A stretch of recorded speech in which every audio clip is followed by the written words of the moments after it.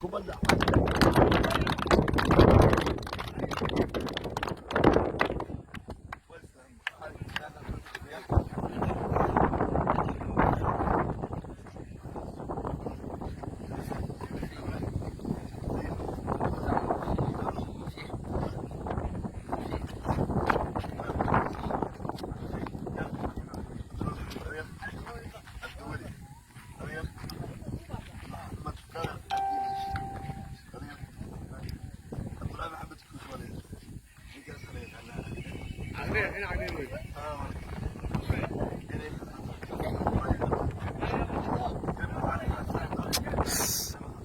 عاطف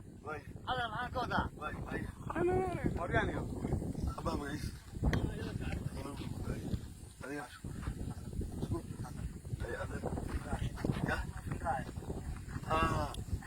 afrandhood wey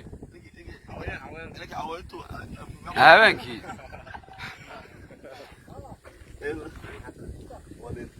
salaad guri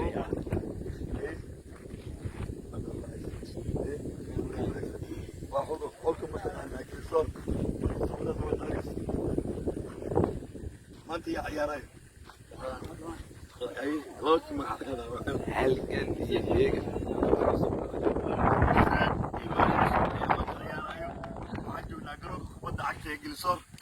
mataqaanaa waa generation cusub